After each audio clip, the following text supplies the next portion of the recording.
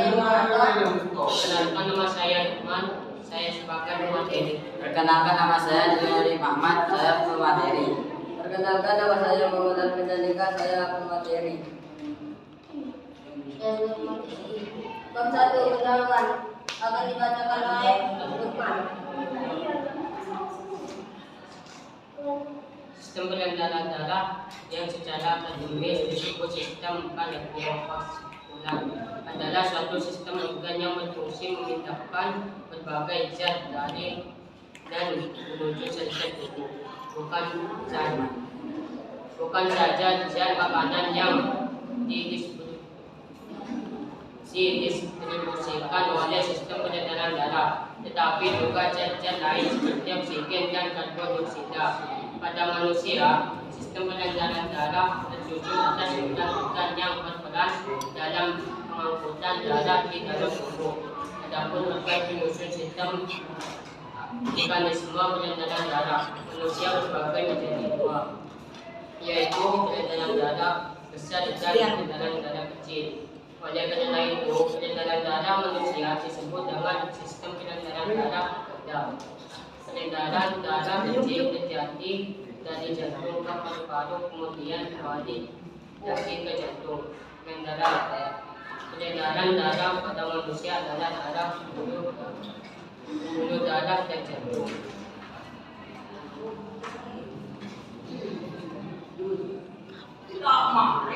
Bab 2 pembahasan akan dibaca oleh Joya Siman. Bab 2 pendahuluan. Sistem peredaran darah manusia melibatkan sebagai organ penting dalam tubuh, misalnya jantung, pembuluh darah, dan darah.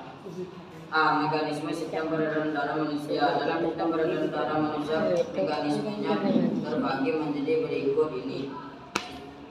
Sirkulasi sistemik.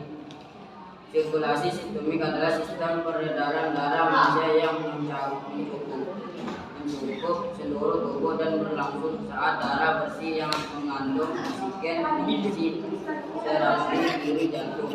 Darah bersih yang kaya oksigen ini mengalir menuju jantung setelah menempas karbon dioksida di paru-paru setelah berada di serambi kiri. Darah akan diteruskan ke bilik kiri jantung untuk dialirkan ke seluruh tubuh manusia aorta. Darah yang mengalir melalui aorta akan terus mengalir hingga bagi paling ujung di seluruh tubuh. Setelahnya darah akan kembali ke serambi kanan untuk mengalami proses pemberisian darah. 2. Sirkulasi pulmonal. Sirkulasi pulmonal disebut juga sirkulasi paru, merupakan sirkulasi darah dari jantung menuju paru-paru dan sebaliknya. Peredaran darah manusia dalam siklus ini berlangsung pada darah yang mengandung karbon dioksida dari sisa metabolisme tubuh kembali ke jantung melalui pembuluh vena besar, vena cava. Darah kemudian akan memasuki ke serambi kanan dan diteruskan ke bilik kanan jantung. Kemudian dialirkan ke paru-paru melalui arteri pulmonalis untuk ditukar menjadi oksigen. Darah bersih yang kaya oksigen ini akan masuk ke serambi kiri jantung melalui vena pulmonalis untuk diedarkan ke seluruh tubuh.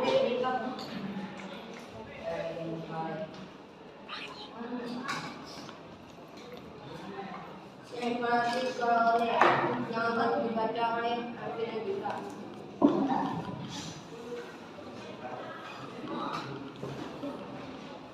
Jantung juga membutuhkan asupan oksigen dan nutrisi untuk bisa berfungsi dengan baik. Nutrisi untuk jantung ini dialirkan oleh darah ke otot jantung melalui pembuluh arteri koroner. Sistem peredaran darah atau yang secara akademis disebut sistem kardiovaskular adalah suatu sistem organ yang berfungsi memindahkan berbagai zat dari dan menuju sel-sel tubuh. Bukan saja zat makanan yang didistribusikan oleh sistem peredaran darah, tetapi juga zat-zat lain seperti oksigen dan karbon dioksida. Pada manusia, Sistem peredaran darah tersusun atas organ-organ yang berperan dalam pengangkutan darah di dalam tubuh. Adapun organ penyusun sistem peredaran darah pada manusia adalah darah, pembuluh darah dan jantung. B. Darah. Darah adalah komponen terpenting dari sistem peredaran darah. Darah memiliki tugas membawa nutrisi, oksigen, hormon, antibodi serta berbagai zat lainnya dan ke seluruh tubuh. Darah terdiri dari plasma darah dan sel-sel darah. Sel-sel darah meliputi eritrosit, leukosit, dan trombosit.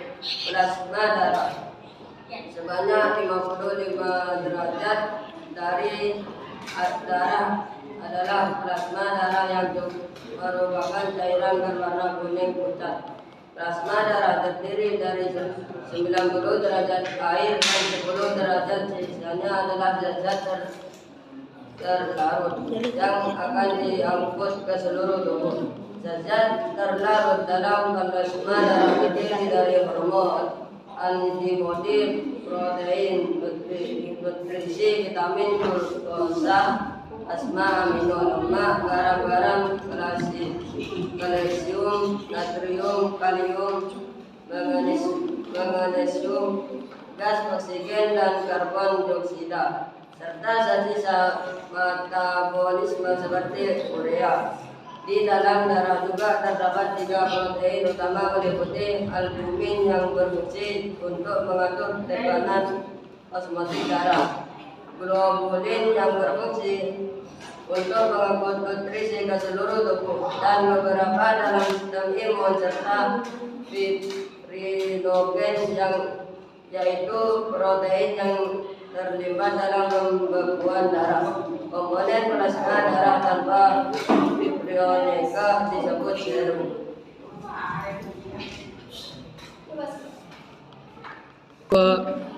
Apa ada pertanyaan? Ada. Nama saya Tirogil Farani, saya sudah di Purwokerto akan menanyakan apa yang dinamakan darah. Darah adalah komponen terpenting dari sistem peredaran darah. Darah memiliki tugas membawa nutrisi, oksigen, hormon, antibodi, serta berbagai zat lain dari dan ke seluruh tubuh. Darah terdiri dari plasma darah dan sel-sel darah. Sel-sel darah meliputi eritrosit, leukosit, dan trombosit.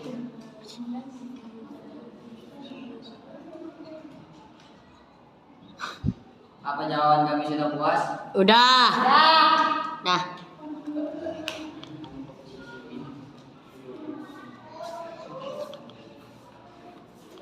Bab 3 untuk akan dibacakan oleh ibunya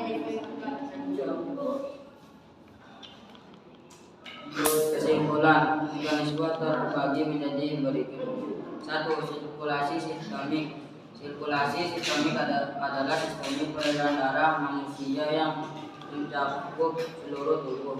2. Sirkulasi pulmonan. Sirkulasi pulmonan disebut juga sirkulasi paru, merupakan sirkulasi darah dari jantung menuju paru-paru dan sebaliknya. 3. Sirkulasi koroner.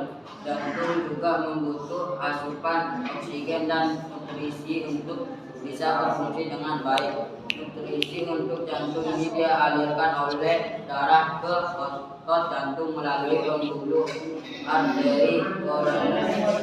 Darah adalah 10 menit. komponen terpenting dari sistem peredaran darah. Darah memiliki tugas membawa nutrisi, oksigen, hormon, antibodi, serta berbagai zat lainnya dari dan ke seluruh tubuh. Darah terdiri dari plasma darah dan sel-sel darah. Sel-sel darah meliputi eritrosit, leukosit, dan trombosit. Cukup sekian dari kelas kami. Assalamualaikum warahmatullahi wabarakatuh.